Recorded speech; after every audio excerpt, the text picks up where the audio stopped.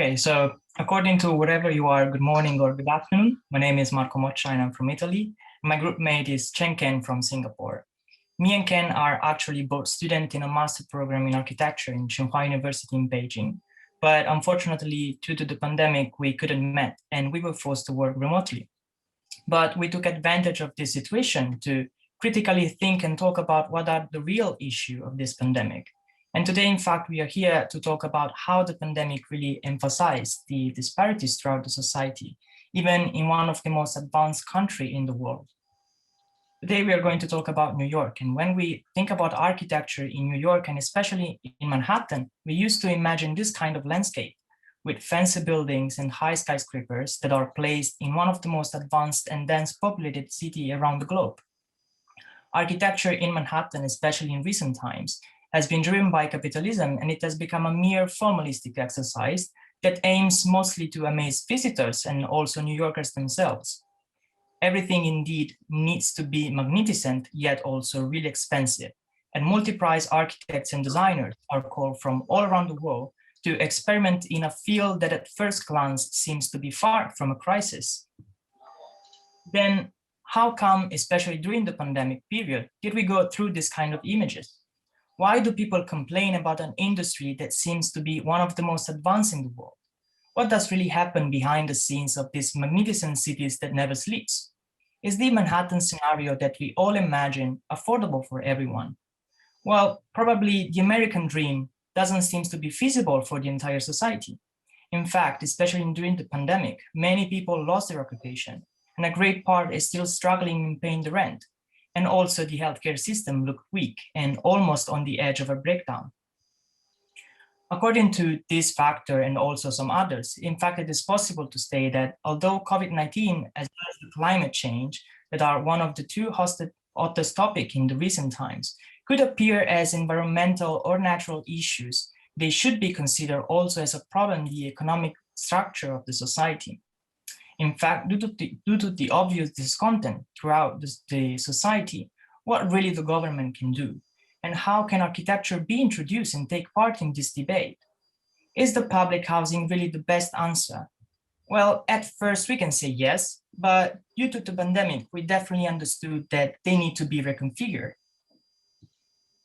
According to some statistics, in fact, after a simple overlapping of some layers, we have noticed a curious correlation between the virus spread that is visible on the second map and the presence of the public housing buildings in Manhattan, visible in the third one, by the NYCHA.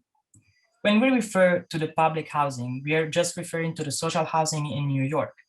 And the NYCHA is the New York City Housing Authority that was founded in 1934 as a sort of antidote to the New York City housing crisis that happened during the Great Depression. At first, it had a great response by the inhabitants and a vast development across the city in every district, especially till the 80s, as we can see in this timeline. But by the turn of the 21st century, the idea of the government as a landlord somehow went out of fashion, and suddenly the authority became a victim of this investment. Everything, in fact, today is getting really old, and the preventive maintenance decreased a lot or sometimes even stopped. But it's still considered the largest housing authority in the United States. Nevertheless, it is important to say that nowadays, the authority should be considered a fundamental resource for especially people with low income, because at least it can provide them one shelter. So after all of this discourse, we came to the final question: how can architecture try to counteract or prepare people to a new probable incoming pandemic? And especially, how can we respond to the everyday changing society of New York City? And so in general, our concept is an attempt to physically visualize the community we want to improve. So while the typical residential block as seen on the left lacks open spaces, we reimagine the housing block as a group of clusters where the intersections between these are intended as social spaces for people together. As such, when the pandemic breaks out, the residential community can be reconfigured to ensure that everyone has a safe social space for relaxation and recreation. And through this pandemic, we have come to realize the importance of social interaction and the outdoors. Therefore, this should be included in housing projects of the future. housing needs to be more flexible and to adapt to the changing needs of the society. We believe that this concept can be the prototype for social housing in a megalopolis like New York City. And when we are thinking of where we should locate our project, we looked at Chelsea, a neighborhood on the lower west side of Manhattan, where some public housings are sparsely present. The actual situation in these buildings is daunting. It's really horrible. Firstly, there's a lack of any proper communal indoor or outdoor spaces. And secondly, the circulation is entirely enclosed there's a lack of natural ventilation. And thirdly, there's a lack of maintenance to the facilities within the building. And these are some of the reasons why there's high numbers of COVID positive people located within these districts. And this also causes the feeling of alienation which people felt, especially during the pandemic times. Furthermore, when we look at the nowadays condition of New York City, especially in Chelsea, we can see a great gentrification process that's ongoing, but still flanked by a high demand for public housing by the low and middle income residents. And this makes Chelsea the best test field where a mixed community can live. And when we say mixed, it actually means that the community is diverse in terms of demography and income. So the aim of our project is to eliminate or at least relieve this dreadful sense of alienation that New Yorkers usually imagine themselves talking about when they talk about their public housing, and which this is increased by the periods of the social distancing policy. So with this in mind, we have come up with 3 types of units that best suit Chelsea's demography. So these are mainly smaller units for singles and small families. These units are designed to have openings on both ends for cross ventilation to ensure healthy indoor living conditions. Moreover, most units are designed with balconies attached to provide private outdoor spaces for the residents. And through the organization of these units into clusters, we are able to create a massing that is porous yet high density at the same time. Enclosed circulation, consisting of the elevators, fire escape staircases, is the main circulation means during normal periods. And these are placed on each side of the housing block. While the open circulation, consisting of open air stairs along the corridors, provide a safer way of access during pandemic periods. Diversity within this unit, within these clusters actually, is achieved through different combinations of unit types with different types of indoor and outdoor social spaces, which connects these clusters together. So indoor spaces can be meeting rooms, activity rooms, or laundry rooms, and outdoor spaces are these play areas and gardens.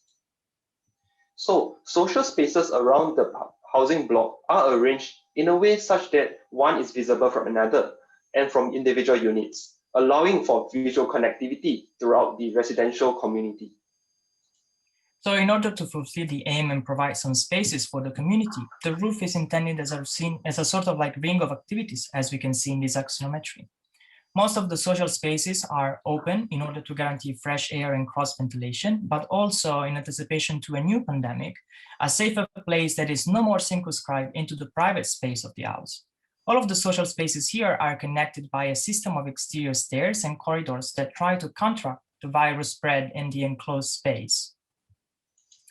And when we talk about the activities on the rooftop, we are including activities like urban farming that can guarantee the self-sufficiency to the community, or exercise station that provide an healthier lifestyle, especially during the pandemic, and try to counteract the depression and anxiety sensation that people felt during the lockdown, but also playgrounds for children and families, or amphitheaters for performances, and why not also some beer garden to have some parties all together in the community. Due to the design of the building that came out from some solar studies that we did, the terrace roof provides visual connection across the entire building and also with the cityscapes around the site. And even though the rooftop is intended for residents, we don't want them to feel part of a gated community, and we want them to interact with the public. And in order to do so, the ground floor is conceived as a melting pot where the private can meet the public during normal times. In fact, during a lockdown, when the public cannot access to the ground floor, the resident can take advantage of these empty spaces and use them, they could use them probably as quarantine rooms, or why not also to host some what we are used to call pandemic homeless, so these people that lost their job during the pandemic. So the ground floor is conceived as a public space in normal times in order to connect the pedestrian paths in front of the building to the park behind the building. But it is not just a pathway, as the presence of co-working areas, a cafe, a gallery, and a farmer's market allow the public to stay and use the space. Furthermore, as seen on the picture on the left, the urban forest on the first floor serves as a buffer zone between the public ground floor and the private residential area. It also provides a relaxing greenery which can be seen from all the units. And from the typical ground floor plan, we can see that although the living units are broken up into clusters, they are connected by the corridors in orange, linking the social spaces at the same time. We chose orange as it is an uplifting color, bringing liveliness into the building. This allows the residents to feel as a whole community, as orange links all the collective spaces in the building, despite being separated into clusters. As such, the corridors becomes an extension of the living space, providing space for casual interaction. And with all this, we believe that the current living conditions in public housings can be improved with our proposal. And in conclusion, we believe that the core of the pandemic issue is not just an environmental or biological problem, but also a social problem at large. Public housing needs to evolve beyond merely providing sufficient housing. Therefore, our project aims to use New York City as a test site for a new public housing typology, developed from lessons learned from the COVID-19 pandemic situation, thereby reconfiguring the high-density cities we live in. Thank you for your attention.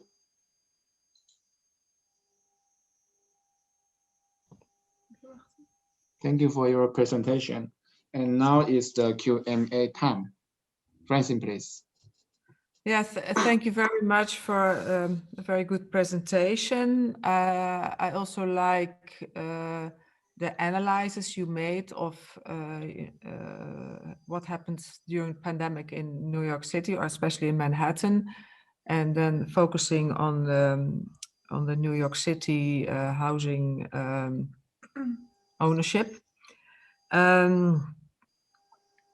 I like your idea, and for me it's also funny because you link it also when this was all built, but you also have to realize, especially I'm from the Netherlands, that cross ventilation, the need of cross ventilation was one of the basics of social housing in the Netherlands to keep everybody healthy.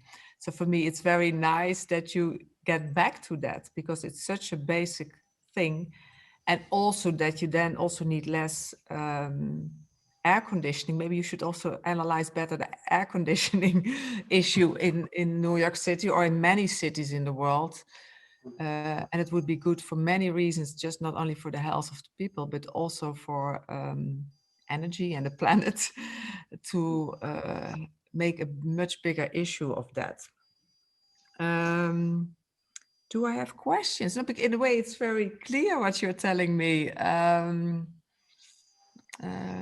Maybe just an advice to what I just said about the cross ventilation and air conditioning and the planet and the health of people, to maybe also connect that even in your presentation more clear. I have no questions. It's clear for me. Thank you very much. Thank you. Thank you. Or maybe you want to react on this cross ventilation issue. Yeah, in fact, when we're considering cross ventilation, we're also thinking about the use of less air conditioning, because as we stated at the start in our thesis statement, that like global warming, the pandemic is actually not totally an environmental issue. It is a social issue, an economic issue to begin with. And so to use cross this kind of you can consider it an easy way of solving these kind of problems. But then because it's so easy that sometimes people forget about it, and when we look at the on social housing in New York in the past. They have forgotten about these basics. And that's one of the core issues that we're trying to tackle here. Yeah, very good. And I just want to add, I think the pandemic, it's really, for me, it's like the planet is protesting. We're doing too much altogether. So for me, it's really at the end, very much a planet issue, and that we have to take care better of the planet. Exactly. In fact, we wanted to